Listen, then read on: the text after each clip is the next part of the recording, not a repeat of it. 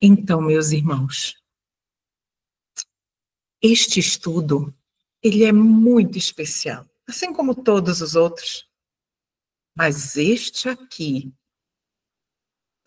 nos ensina tanta coisa, nos alerta para tanta coisa na nossa vida individual, sabe?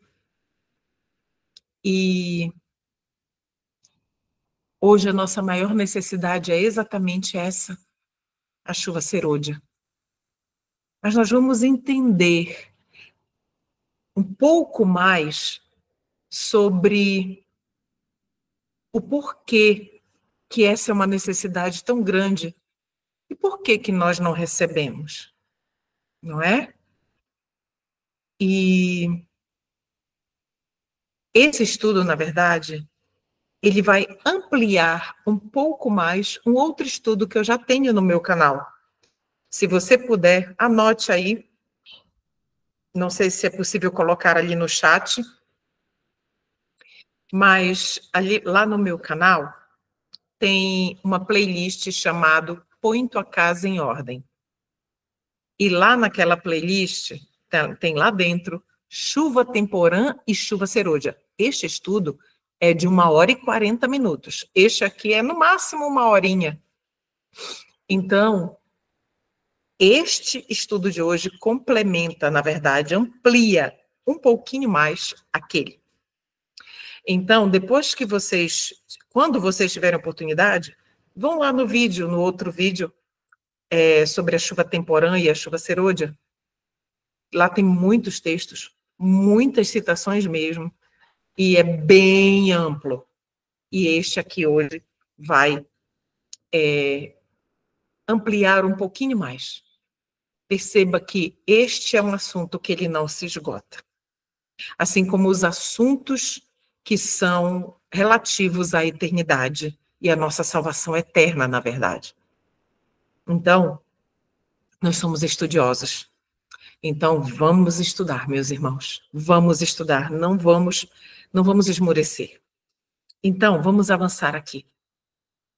A obra do Espírito Santo é comparada à chuva, né? Olha esses campos de trigo lindos aí. Então, a obra do Espírito Santo, ela é comparada à chuva. Vamos ler Zacarias. Olha isso, eu tenho o texto aqui na tela para nós não perdermos tempo. Então, aqui em Zacarias,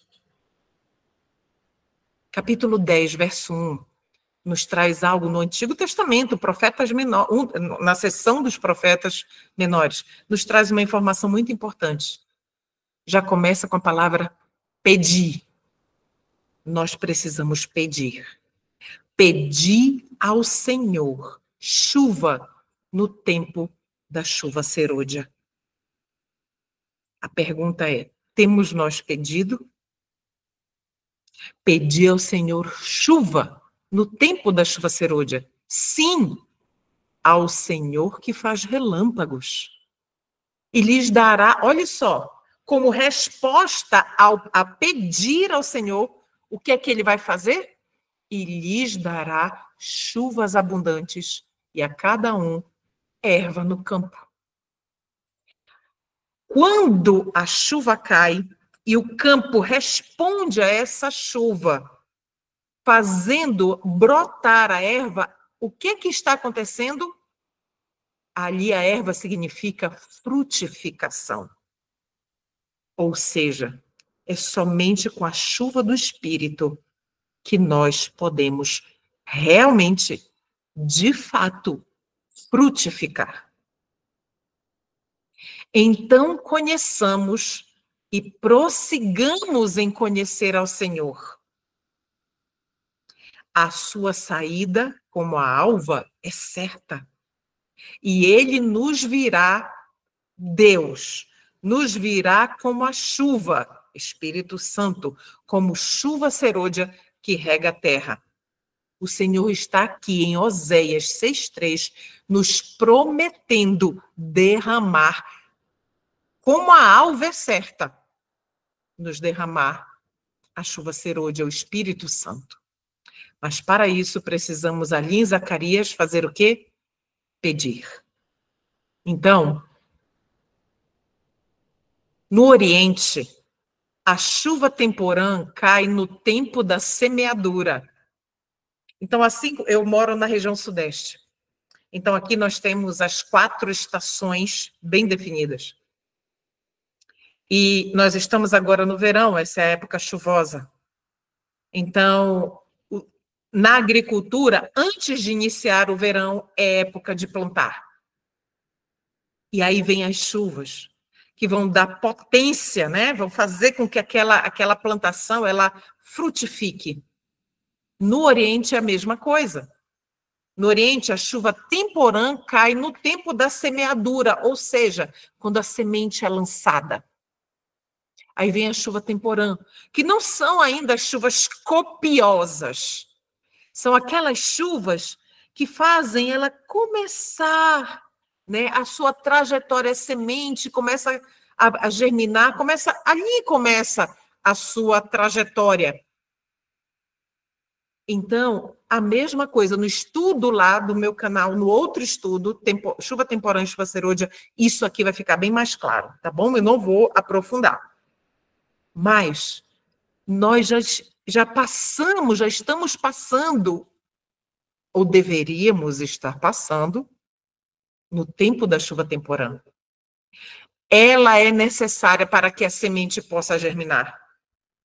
Ela é necessária para que comece a crescer. A vida cristã comece a germinar. Caindo perto do fim da estação, agora, olha só, a chuva temporã é no início da estação. A chuva serôdia não. É no fim. Caindo perto do fim da estação, a chuva serôdia, o que é que ela faz com o grão? Ela robustece, fortalece, amadurece o grão e o prepara para quê? Para a foice, para a colheita, para ser depois reservada no celeiro celestial. Olha que lindo que o Senhor Deus nos deixou, essa comparação, essa metáfora com a agricultura. O Senhor emprega essas operações da natureza para representar a obra do Espírito Santo. Então, meus amados, meus irmãos queridos, nós estamos passando por estações. Nem a chuva temporã e nem a chuva serôdia, elas são momentos isolados. Não, não, não. Elas são estações, períodos. Assim como cada uma das estações tem, em média, 3 meses, a chuva temporã e a chuva serôdia também são estações que têm uma certa duração. Então, como o orvalho e a chuva são dados primeiro para fazer com que a semente germine e então para amadurecer a colheita, assim é dado o Espírito Santo para levar avante de um estágio para o outro o processo de crescimento espiritual. Você conseguiu entender? Que a chuva temporã, ela tem, a chuva temporã também é a chuva do Espírito Santo, mas ela tem um propósito. E depois, essa chuva sai deste estágio e vai para outro, com chuvas mais copiosas. São processos,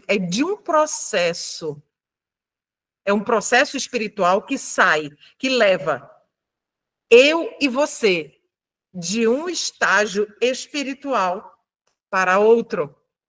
E olha só a comparação aqui com o orvalho e a chuva, não é? O orvalho e a chuva são necessários para fazer aquela sementinha frágil ali na terra, fazer com que ela libere aquela plantinha que vai se tornar algo maravilhoso para nós. Agora, depois, para amadurecer a colheita, aí vem a chuva serôdia. A chuva serôdia, amadurecendo a seara da terra, representa a graça espiritual que prepara a igreja para a vinda do Filho do Homem. Grava isso. A chuva serôdia ela representa a graça, ela é a graça espiritual que prepara a igreja para a vinda do Filho do Homem. Mas a igreja de Deus nesta terra, que ela não tem um nome, tá? Ela não tem um nome. A igreja de Deus nesta terra, ela, como ela pode estar preparada se ela não receber a chuva serôdia? Como ela pode estar preparada se ela agora não está recebendo a chuva temporã? Nós vamos entender melhor mais adiante. Então, vamos a uma aplicação histórica à igreja como um todo. A chuva temporã, ela veio historicamente no ano 31 depois de Cristo, no dia de Pentecostes. Mas você se recorda que a chuva temporã ela foi derramada ali naquele momento, porque era necessário, era uma necessidade daquele momento para a pregação, para que a semente germinasse rapidamente, depois que os discípulos, eram mais de 120 pessoas, estavam ali no cenáculo, reunidas, unidas com o mesmo propósito, estavam ali confessando seus pecados, se entristecendo pela maldade do seu coração, confessando não somente a Deus, mas também uns aos outros, mas somente aqueles que eles haviam ferido, entristecido, machucado, desrespeitado, pecado contra alguém. Meus amados, olha que mensagem para nós. Nós não receberemos, meus irmãos, não receberemos nenhuma chuva, muito menos a serôdia, enquanto nós abrigarmos no nosso coração. E aqui quem está falando essa é uma repreensão para mim mesma, porque eu sei o que eu tenho aqui dentro, né? O coração é aqui. O Senhor não derramará sobre mim ou sobre você enquanto nós não estivermos com o nosso coração limpo, com os pecados confessados diante de Deus, andando, vivendo de luz em luz. Enquanto nós nos vitimizarmos, enquanto nós acharmos que nós fomos injustiçados, irmãos, ninguém foi mais injustiçado do que Cristo, o Rei da Glória. Ninguém, nem eu, nem você. Todas as pessoas que já pisaram em você, ou que já pisaram em mim, já nos maltrataram, ou então maltrataram um dos nossos, porque a gente sente como se fosse na gente, não é? Principalmente quando são filhos. Nenhum, juntando todos nós juntos, até juntos, é até repetitivo, mas juntando todas as pessoas que nos fizeram mal, ainda assim, não chega perto do que Cristo passou. E ele veio para nos dar o exemplo. Estevão, quando estava ali sendo apedrejado, Estevão era um tipo de Cristo. Ele estava ali pedindo que aquelas pessoas, que Deus perdoasse aquelas pessoas, porque elas não sabiam o que faziam. Todas as pessoas que maltrataram a nós, que nos injustiçaram, que nos magoaram, elas não sabem o que fazem, irmãos. Não sabem. O que eu estou falando está reverberando, voltando para os meus ouvidos, porque eu sei o que eu tenho vivido. Então, isso é o que Deus tem me ensinado, eu estou compartilhando aqui com vocês. Mas lá naquele dia, no Pentecostes, eles estavam fazendo exatamente isso. O coração deles estava sendo limpo ali, pelo arrependimento e pela confissão. É ou não é uma lição para mim e para você?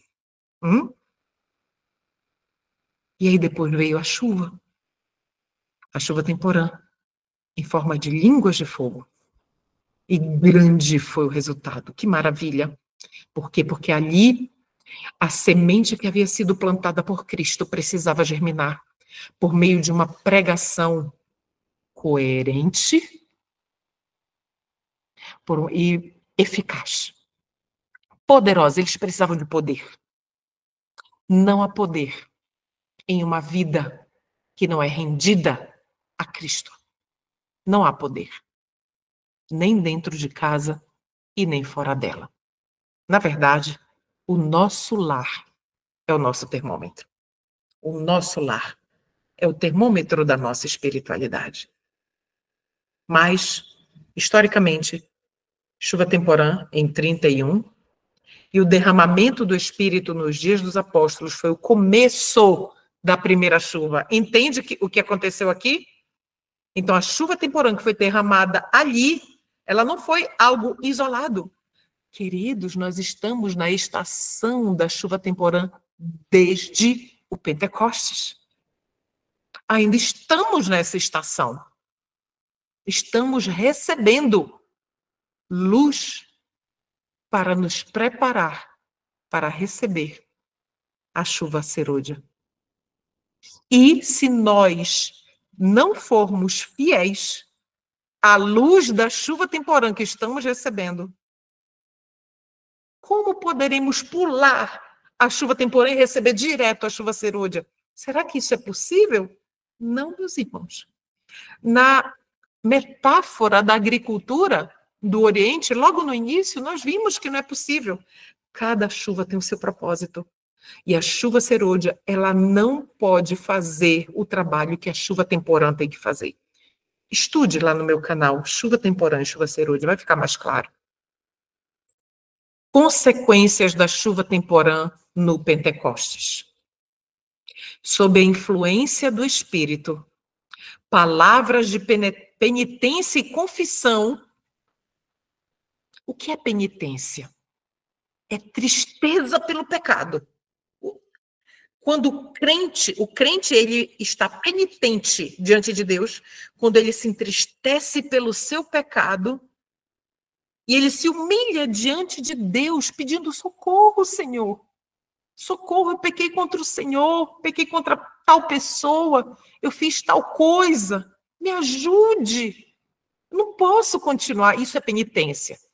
Então, sob a influência do Espírito, palavras de penitência e confissão misturavam-se com cânticos de louvor por pecados perdoados. O Espírito nos dá a convicção do perdão.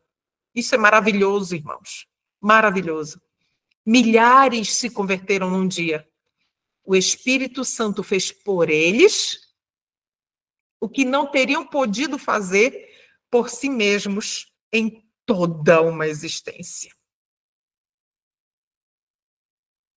A igreja viu conversos vindo para ela de todas as direções. Extraviados, converteram-se de novo. A ambição dos crentes, qual era a ambição que estava ardendo no coração dos crentes naquela época? Era revelar a semelhança do caráter de Cristo, bem como trabalhar pelo desenvolvimento de seu reino. Era isso, essa era a ambição. Ninguém queria ser melhor do que ninguém mais.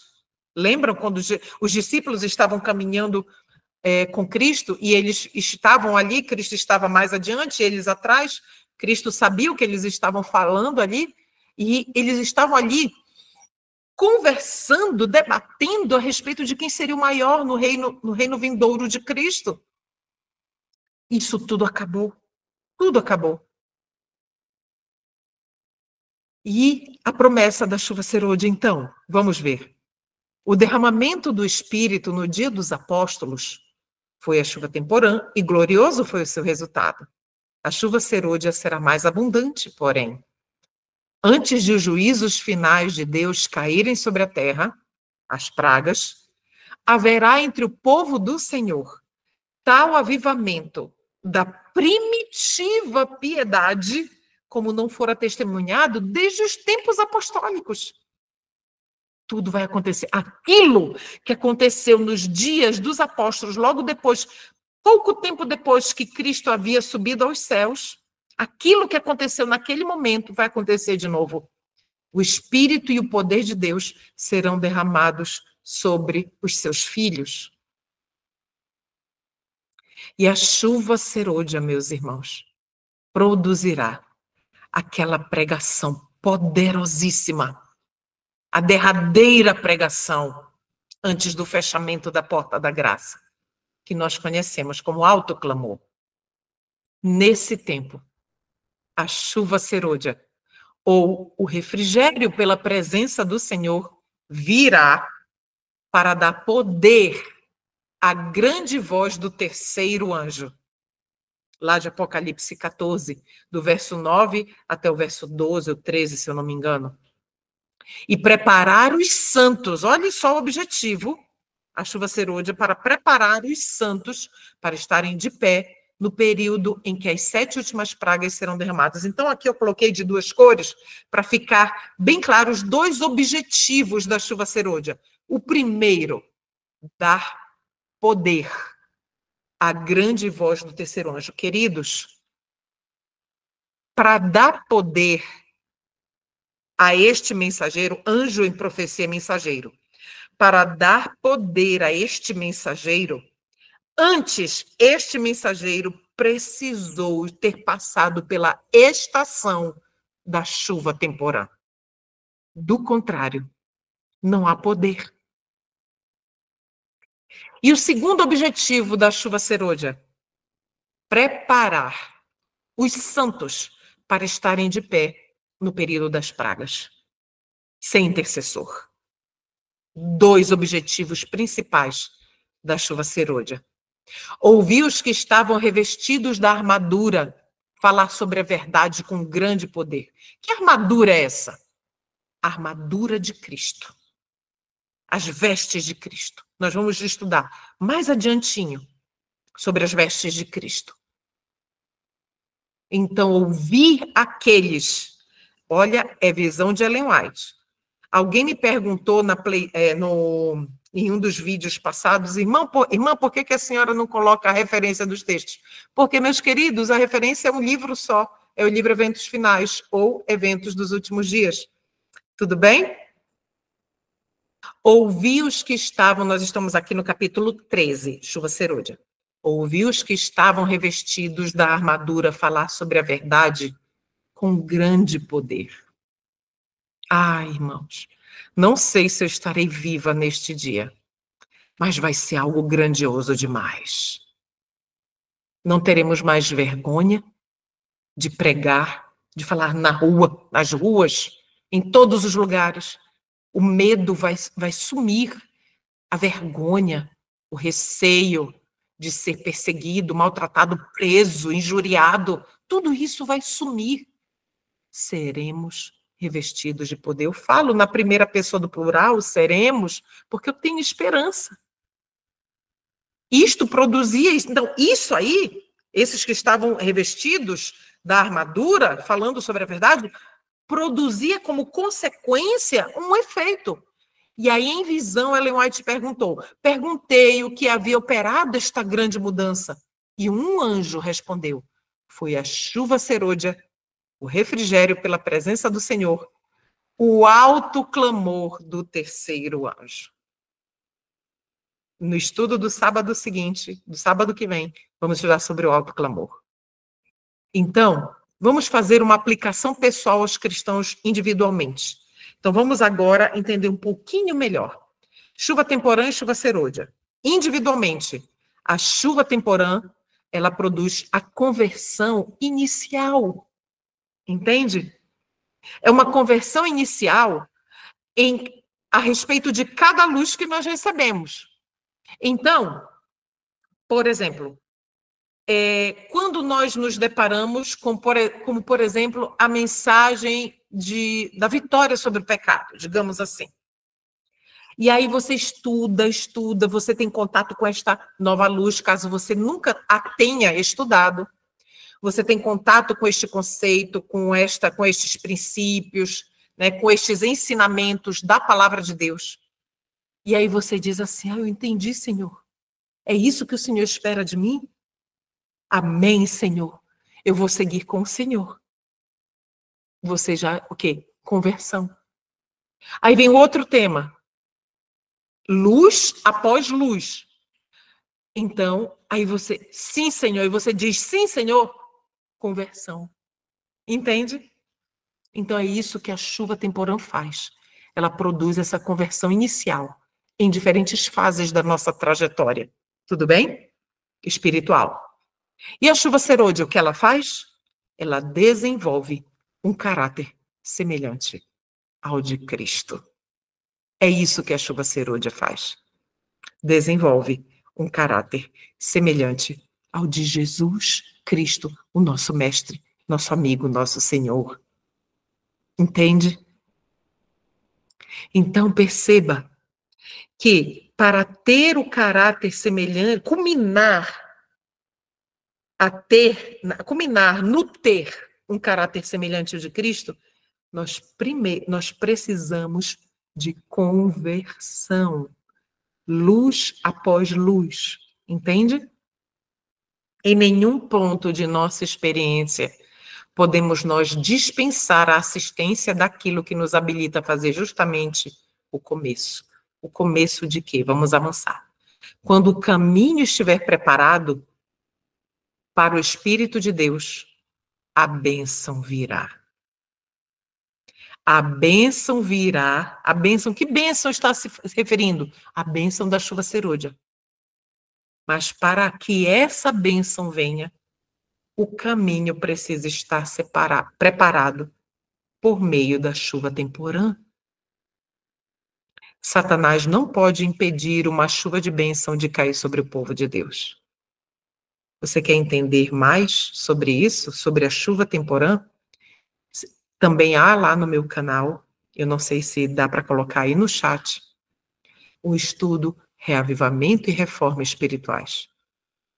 Esse estudo vai ajudar fortemente a entender, associado a este da chuva serôdia e ao outro que eu já recomendei, vai ajudar você a compreender a ação, como é que ocorre, né? Como é que ocorre de forma prática a chuva temporã que culmina na chuva serôdia. Agora, aqui nós estamos falando sobre uma preparação para receber a bênção do Espírito Santo. E a pergunta que eu faço para cada um de vocês é: como é essa preparação a fim de receber a chuva do Espírito Santo? Então, vamos prestar muita atenção agora. Apocalipse 3,18 nos diz o seguinte: aconselho-te que de mim, é Jesus falando, que de mim compres vestiduras brancas para te vestires, a fim de que não seja manifesta a vergonha da tua nudez. Jesus está fazendo uma súplica.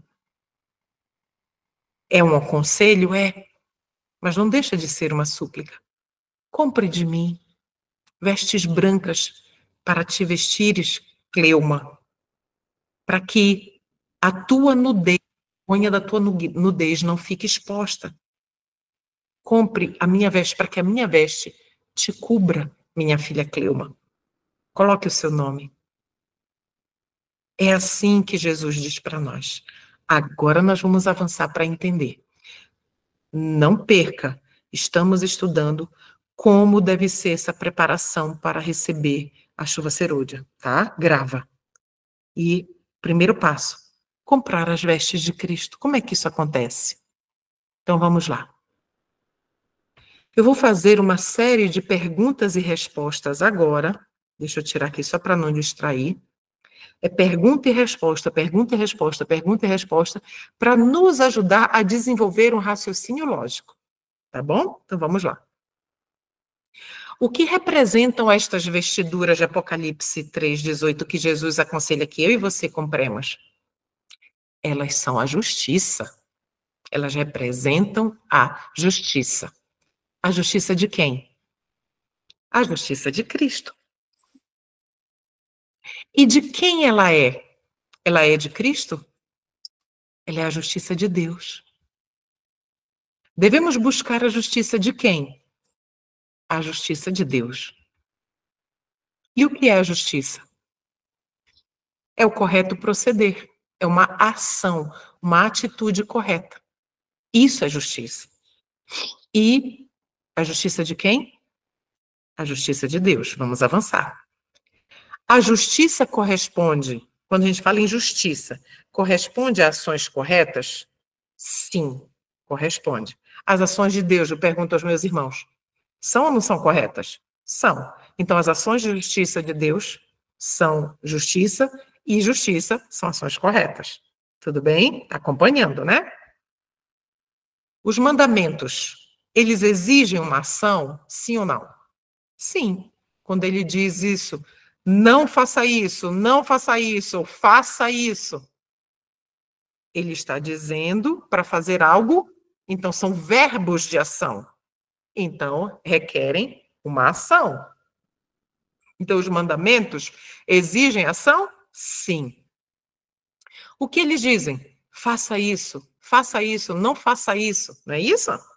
Então, eles exigem que você pratique uma ação. Vamos avançar. De quem são as ações corretas que nós devemos ter? Nós devemos ter as ações corretas de Cristo. Mas de quem são as ações corretas que estão em Cristo? Elas são de Deus. Cristo não fez nada de si mesmo. Ele diz o seguinte: eu nada posso fazer de mim mesmo. Lembra disso? Em João 5,30? De quem são as ações corretas que encontramos em Cristo? Elas são as ações corretas de Deus em Cristo. De quem são as ações corretas que eu e você precisamos ter? As ações de Deus. Então, a justiça de quem nós devemos buscar para isso, para que isso seja uma realidade? A justiça de Cristo. Para que nós tenhamos as ações corretas de Deus no nosso viver. Inclusive na obediência aos mandamentos, que nós não podemos obedecê-los por nós mesmos. Então, para que tudo isso seja verdade, nós precisamos da justiça de Cristo. Estamos falando sobre preparação para receber o Espírito Santo, para receber a chuva serôdia. O tempo de prova está exatamente diante de nós, pois o alto clamor do terceiro anjo já começou. Como assim o alto clamor já começou? Sim, meus irmãos. O alto clamor começou em 1888. Já começou na revelação da justiça de Cristo, o Redentor que perdoa pecados. Justiça pela fé é perdão pela fé. Simples assim. Este é o princípio da luz do anjo cuja glória há de encher toda a terra. Que anjo é esse? Você que é estudioso de profecia? O anjo de Apocalipse 18. Que aquele anjo vai iluminar toda a terra com a glória do caráter de Cristo refletindo em si, esses mensageiros. Examinai as Escrituras. A fonte está aqui, meus irmãos. Escritura, Bíblia, Palavra de Deus. Examinai as Escrituras, pois são elas que testificam dele, de Cristo. Isso era em White falando na Review and Herald. Se você, Cleuma, olha Deus falando comigo, coloque o seu nome. Se você quiser ficar firme, Cleuma, através do tempo de angústia, você terá que conhecer a Cristo, minha filha Cleuma, e você deverá apropriar-se do dom da justiça de Cristo que ele atribui ao pecador arrependido. Torne esse texto pessoal, os textos colocando o seu nome como se Deus estivesse falando diretamente com você. É só colocar aí no texto. Então, o Senhor nos chama para nós recebermos a chuva serôdia. Nós precisamos conhecer a Cristo, esse é o primeiro passo, e nos apropriarmos do dom da sua justiça. É isso que nós precisamos fazer. A mensagem da justiça de Cristo deve ser proclamada de uma extremidade da terra até a outra. O nosso povo deve ser incitado, encorajado a preparar o caminho do Senhor. Nós somos o terceiro Elias. João Batista, segundo Elias, foi chamado para preparar o caminho do Senhor. Nós fomos chamados para também prepararmos o caminho do Senhor. Você que é mãe, se você é mãe educadora, você educa, você pai e mãe que educam no lar, vocês foram chamados para educar os seus filhos nos princípios da verdadeira educação do céu, protegidos nos seus lares. Isso é a verdadeira educação, é a mensagem da justiça de Cristo. Isso é preparo para a vinda do Senhor. A mensagem do terceiro anjo, a última mensagem de misericórdia para um mundo a perecer, é muito sagrada, muito gloriosa. Por quê? Porque ela é a mensagem da justificação pela fé. Quando, em 1888, essa mensagem foi rejeitada, eles não rejeitaram 3 pregadores, Alonso Jones, Elliot Wagoner e Ellen White. Não foram eles 3, eles rejeitaram o Espírito Santo. Aquele que derramaria chuva cerúlea ali naquele lugar. E pouco tempo, dentro de no máximo 2 anos, Jesus teria voltado. Mas não, eles rejeitaram o próprio Cristo na pessoa do Santo Espírito. Que a luz se espalhe como uma lâmpada acesa.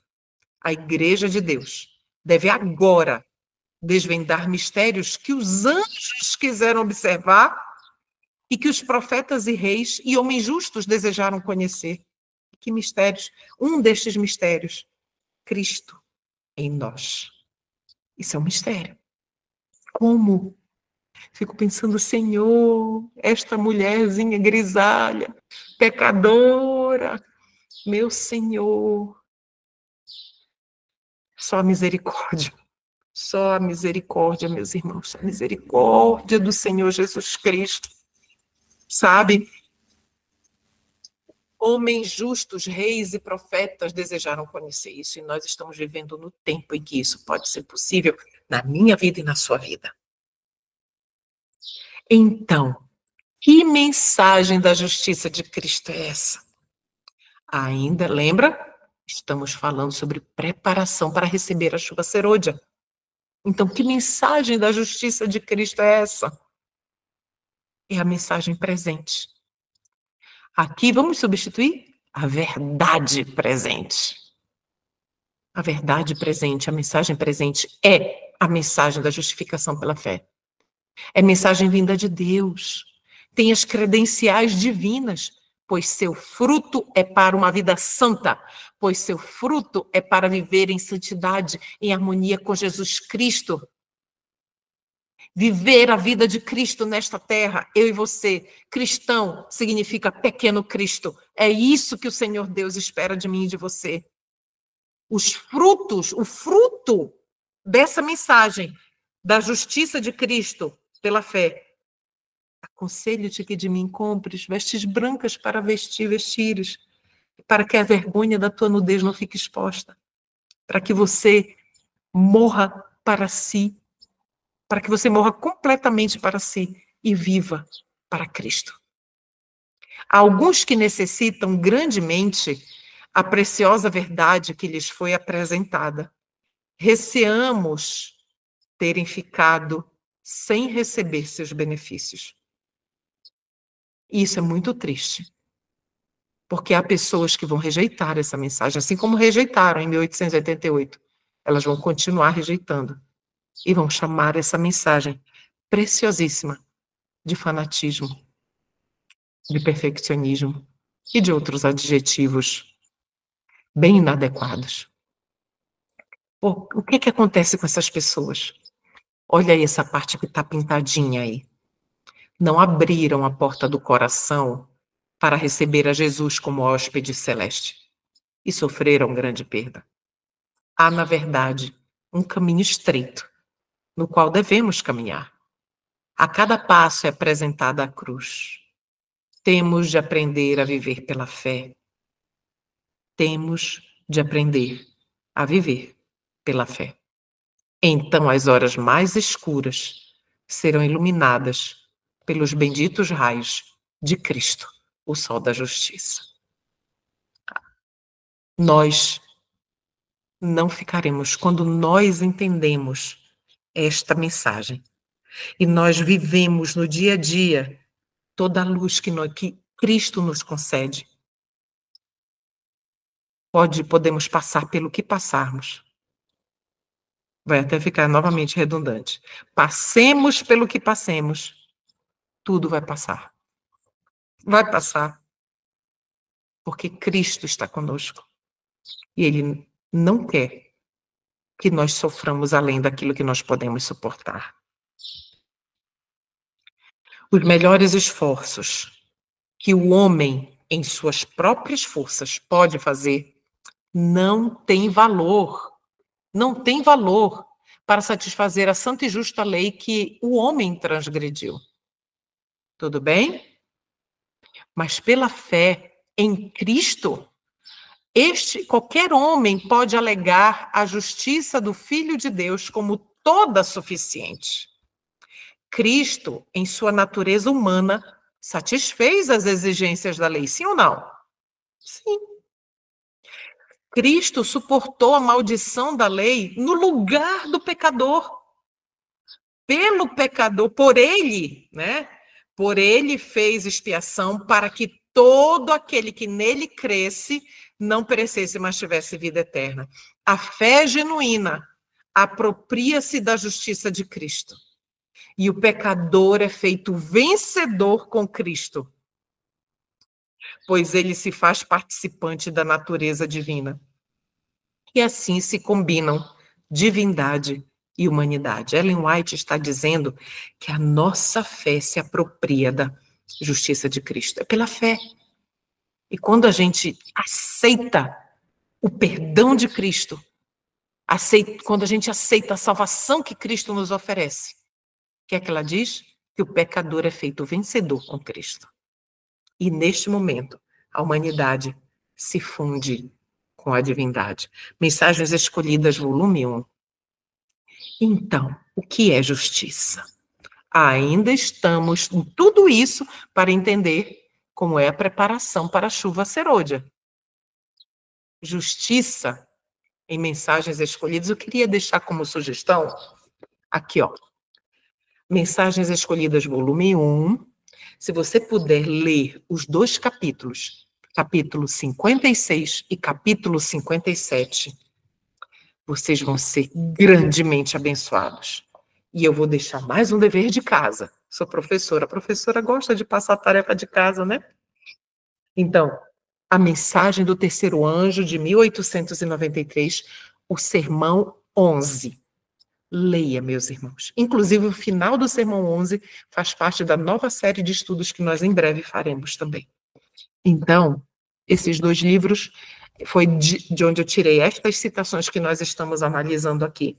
Elas foram inseridas no estudo de eventos finais, porque não tem como falar da chuva serôdia sem falar da justiça de Cristo pela fé. Tá bom? Então, o que é justiça? Foi a pergunta que foi feita anteriormente. Justiça é obediência à lei. A lei requer justiça. E o pecador ele deve obediência à lei, né? Mas é ele incapaz de apresentar esta obediência, esta justiça. Não podemos, nem eu, nem você. Aí, olha essa parte gordinha em amarelo aí. A única maneira em que pode alcançar a justiça é pela fé. Pela fé, pode ele apresentar a Deus os méritos de Cristo pela fé, e o Senhor lança a obediência do seu filho a crédito do pecador. A justiça de Cristo é aceita, então, em lugar do fracasso do homem. Fracasso é pecado, tá? Em lugar do pecado, quando nós confessamos, nós nos arrependemos e confessamos, e confiamos nos méritos de Cristo. E confiamos nos méritos de Cristo, para que Ele nos limpe, nos lave, nos cubra, para que nós não pequemos mais. Neste momento, o Senhor Deus, Ele imputa a justiça de Cristo a nós. E o Senhor lança a obediência de seu Filho a crédito do pecador. A justiça de Cristo é aceita em lugar do fracasso do homem, e Deus recebe perdoa, justifica a alma arrependida e trata a alma arrependida como se fosse justa. E ama esta alma, eu e você, arrependidos. Ele nos ama de tal forma, da mesma forma como ele ama seu filho. Assim é que a fé é imputada como justiça. E a alma perdoada, viu? Como justiça pela fé é a mesma coisa que perdão pela fé. E a alma perdoada avança como?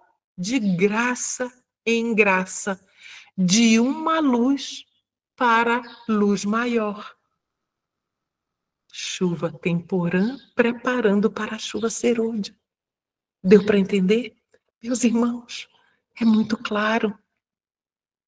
Assim é a preparação para a chuva serôdia. Então, o que significa estar trajado com as vestes da sua justiça? Nós vamos retomar Apocalipse, o verso de Apocalipse 3,18, de forma prática, agora. Você quer saber o que é, de forma prática, estar trajado com as vestes da justiça de Cristo? Ellen White responde. Vamos lá? Parábolas de Jesus, 167. Ao nos sujeitarmos a Cristo, olha só, então requer o quê? Submissão. Então, ao nos sujeitarmos a Cristo, nosso coração se une ao seu, nossa vontade imerge em sua vontade, ou seja, o eu. O que nós estamos fazendo aqui? Descrevendo a morte do eu. É esse que vai ser o nosso próximo estudo, o eu crucificado. Então, nossa vontade imerge em sua vontade. Nosso espírito torna-se um com seu espírito. Nossos pensamentos serão levados cativos a ele. Vivemos sua vida. Então, quando esse passo a passo dessas coresinhas aí, ó, amarelo, azul, verde, rosinha, primeiro, nossa vontade emerge, ou seja, anula a nossa vontade, é a dele que começa a operar em nós. O nosso espírito torna-se um com o espírito de Cristo. Nossos pensamentos serão cativos, levados cativos a ele, como 2 Coríntios 10:5. E levando cativo todo pensamento à obediência de Cristo, lembra? Destruindo conselhos. Lembra do verso? E por fim, quando tudo esse passo a passo acontece de forma natural, em submissão, primeiro está ali, ó, sujeição, é o primeiro, está no topo ali, na primeira linha. Vivemos a vida de Cristo. Isso é o que significa estar trajado com as vestes da sua justiça. Muito claro. Anote essa citação, tira foto dela, Parábolas de Jesus 167. Anota na sua Bíblia, no seu diário de citações, enfim, em algum lugar. Não perca mais isso de vista. É isso que significa estar trajado com as vestes da sua justiça. Vamos avançar? Nós devemos orar fervorosamente pela descida do Espírito Santo. A medida do Espírito Santo que recebermos será proporcional à intensidade do nosso desejo. Será proporcional também, olha em azulzinho, à fé exercida nesse sentido. No sentido de ter o desejo de ter mais fé. E será proporcional também, olha em verdinho, ao uso que fizermos da luz e do conhecimento que nos forem concedidos. Então, o que está dizendo aqui em outras palavras? Nós receberemos a medida do Espírito Santo, que essa medida será proporcional a como nós vivemos toda a luz que Deus nos concedeu. É isso. De forma resumida. Não estamos suficientemente dispostos a importunar o Senhor com nossas petições e a suplicar-lhe o dom do Espírito Santo. O Senhor quer que o importunemos a esse respeito. Clamar ao Senhor pelo derramamento do Espírito Santo sobre nós. O Senhor deseja que apresentemos com insistência nossas petições ao trono. E para isso, nós precisamos humilhar o coração em verdadeiro arrependimento. Essa é condição fundamental. Sem arrependimento, não há chuva serôdia. Não há justiça de Cristo sobre nós, imputada a nós. Um reavivamento da verdadeira piedade entre nós. Eis a maior e a mais urgente de todas as nossas necessidades. É uma citação bem conhecida. Importa haver diligente esforço para obter a bênção do Senhor. Que diligente esforço é esse? Submeter a nossa vontade. Não porque Deus não esteja disposto a outorgá-la. Outorgar o quê? Outorgar a bênção. Mas porque nos encontramos carecidos de preparo para recebê-la. Como é que pode? Já pensou, eu e você, a gente desejar uma bênção sem nós estarmos preparados, cumprirmos as condições para recebê-la? Lembre, meus irmãos, que as promessas do Senhor, elas não são incondicionais. Não, não. As promessas do Senhor são todas condicionais. Israel deixou de ser a nação escolhida de Deus. Não deixou, não foi desprezada por Deus, abandonada. Não, o Senhor Deus ainda olhava por eles. Mas deixou de ser a nação escolhida com o propósito de representar a Deus aqui na terra. Deixou, porque eles falharam terrivelmente. Então, nós precisamos estar preparados para receber a bênção. Muitos que estão pregando a palavra necessitam da graça transformadora de Cristo no coração. Não devem permitir que coisa alguma os impeça de fazerem uma obra cabal e esmerada antes que seja para sempre demasiado tarde. Cada pessoa que fala, que vem a público falar, pregar, conduzir um estudo, seja o que for, a pessoa que vai a público fazer isso, ela está pregando a sua salvação ou a sua perdição, de acordo com o que ela mesma vive. Não pode ser hipócrita. Nós precisamos estar realmente, nós precisamos pregar a palavra, mas estarmos caminhando com Cristo ao mesmo tempo. E a reforma deve acompanhar o reavivamento. Precisa haver um reavivamento e uma reforma sob a ministração do Espírito Santo. Isso eu preparo. Reavivamento e reforma são duas coisas diversas. O reavivamento significa a renovação da vida espiritual, um avivamento das faculdades da mente e do coração, uma ressurreição da morte espiritual. Tudo bem? Já a reforma significa uma reorganização, uma mudança nas ideias e teorias, nos hábitos e nas práticas. A reforma não trará o bom fruto da justiça, a menos que seja ligada com o reavivamento do Espírito. E isso só é possível se nós estivermos andando com Cristo. Reavivamento e reforma devem efetuar a obra que lhes é designada, e no realizá-la, precisam fundir-se, reavivamento e reforma. Caminham de mãos dadas, juntinhos. Temos de deixar de lado toda contenda e dissensão. Para que nós precisamos deixar de lado contenda e dissensão? Se não fizermos isso, não receberemos a chuva do Espírito. Não receberemos. Quando os obreiros tiverem a presença permanente de Cristo em sua alma, prestem muita atenção, meus irmãos. Quando os obreiros, eu e você somos obreiros do Mestre. Quando os obreiros tiverem a presença permanente, constante de Cristo em sua alma, quando estiver morto todo egoísmo, quando não houver nenhuma rivalidade, eu vou fazer isso porque eu vou provar que eu também consigo, nenhuma contenda pela supremacia, eu quero também ter isso, ser isso, enfim. Quando existir unidade, eu estou falando unidade, eu não estou falando uniformidade. Tudo bem? Unidade é uma coisa, uniformidade é outra. Você acha que as pessoas... Não vou falar das pessoas. Vamos... pense numa árvore. A árvore, ela tem várias partes. correto? E cada uma dessas partes, elas se interligam para formar uma unidade. Mas ela não é uniforme. Cada parte tem uma função que contribui para que o todo funcione bem. Mas ela não é uniforme. Por quê? Porque os galhos não são os mesmos entre si. O galho não é a mesma coisa que a raiz, o caule não é a mesma coisa que o fruto, a folha não é a mesma coisa que a seiva. Deu para entender? Cada um tem uma função. Ali nós vemos na árvore uma unidade, mas nós não vemos uniformidade. É a mesma coisa conosco. Por exemplo, eu tenho ministério de sustento próprio, ministério independente. E eu tenho pessoas comigo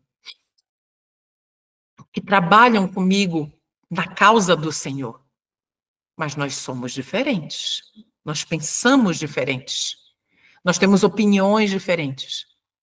Mas nós temos o mesmo propósito: salvação de almas. Amor pelas almas. Entende? Unidade não quer dizer uniformidade.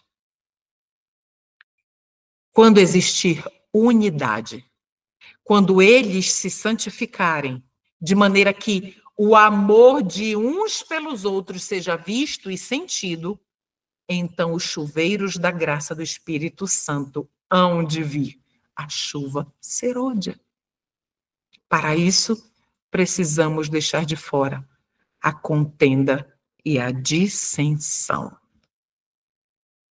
Mas quando a obra de outros é diminuída para que os obreiros mostrem sua própria superioridade, eles demonstram que sua obra não apresenta a assinatura que devia, não apresenta a assinatura do céu. Se um grupo, uma entidade, se mostra como superior a outro, se um ministério se mostra como superior a outro, então ali não há a assinatura do céu e Deus não os pode abençoar.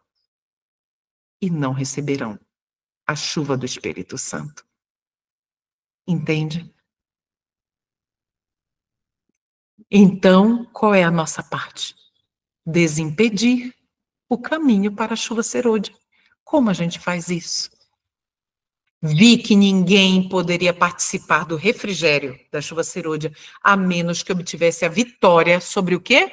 Toda tentação, orgulho, egoísmo, amor ao mundo e sobre toda o quê? Má palavra e ação. A boca fala do que o coração está cheio. A boca fala, toda má palavra, do que o coração está cheio. O que eu faço e o que eu falo procedem do meu coração. Então, nós precisamos desimpedir isso aqui, meus irmãos. Não há coisa alguma que Satanás tema tanto como que o povo de Deus desimpeça o caminho mediante a remoção de todo impedimento, de modo que o Senhor possa derramar seu espírito sobre uma igreja enfraquecida. Uma igreja fraca que reconhece sua fraqueza, ela está dando o primeiro passo para ser poderosa no Senhor. Entende? Então, nós precisamos ser trabalhadores diligentes no serviço de Cristo. Quando a ignomínia da indolência, a vergonha da preguiça, né, da indolência e preguiça tiver sido afastada da igreja, o Espírito do Senhor se manifestará graciosamente. Queridos, quando eu falo igreja, por favor, vamos tentar nos divorciar do conceito de igreja templo físico, tá bom? É a que a gente fala da igreja de Deus. Nós todos, nós somos obreiros do Mestre. Nós somos igreja do Senhor. Então, quando a preguiça, a indolência tiver sido afastada, nós faremos tudo o que for necessário. E não precisa ser nada grandioso. Dentro da nossa esfera, faremos tudo o que for necessário para que o Espírito do Senhor se manifeste. Revelar-se-á o poder divino, a igreja verá providenciar a operação do Senhor dos Exércitos. Não precisamos nos preocupar com a chuva serôdia. A serva do Senhor nos diz. Tudo quanto temos que fazer é manter o vaso limpo e com o lado certo para cima. E estar preparados para receber a chuva celestial, orando continuamente, que a chuva serôdia caia em meu vaso. Isso é o que nós precisamos suplicar. Só que nem todos receberão a chuva serôdia. Nós sabemos disso também. Temos esperança, olha só esta citação que também é bem conhecida. Temos esperança de ver toda a igreja reavivada? Tal tempo nunca há de vir. É por isso que a mensagem ela é individual. Ela não é coletiva. Há na igreja pessoas não convertidas e que não se unirão em fervorosa, prevalecente oração. Precisamos entrar na obra de que forma? Individualmente. Precisamos orar mais e falar menos. Isso é muito importante. Se você tiver oportunidade, leia o capítulo 5 de Eclesiastes. Ele trata sobre o falar demais. Precisamos orar mais e falar menos, com certeza. Pode ser que ela esteja sendo derramada nos corações ao nosso redor, a chuva serôdia, mas nós não a discerniremos nem a receberemos. Aqueles que não fazem esforços decididos, mas esperam simplesmente que o Espírito Santo esforce a ação, perecerão em trevas. Que esforços decididos são esses? Viver de graça em graça, de luz em luz. A preparação é a chuva temporã. Isso é o que nós precisamos, é a nossa parte. Do contrário, pereceremos em trevas. Não vos deveis deixar estar tranquilamente, sem nada fazer na obra de Deus. E mais uma vez aqui eu recomendo o estudo Reavivamento e Reforma Espirituais, que está lá na minha playlist, lá no meu canal. Talvez esteja aí no chat. Então, meus amados irmãos, eu oro ao Senhor para que cada um de nós esteja firme no caminho do que é, no caminho estreito, do caminho justo, do caminho reto. Eu tenho certeza que ficou muito claro agora o que é que o Senhor Deus espera de mim e de você com relação à chuva serôdia, para recebermos a chuva serôdia. Sábado que vem tem outro estudo. Alto clamor. Vamos orar?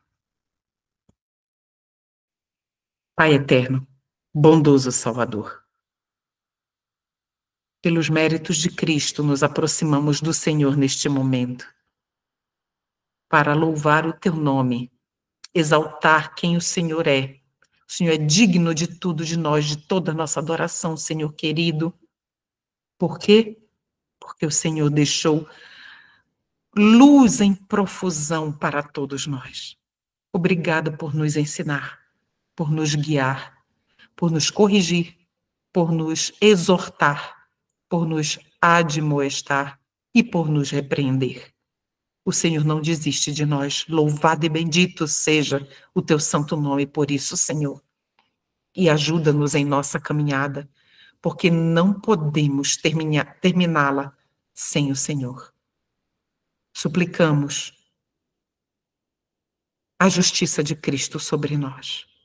Por favor, Pai, e nos ajude a sermos um, como Cristo é um com o Senhor, a sermos um entre nós e um com o Senhor. Obrigada por nos ouvir.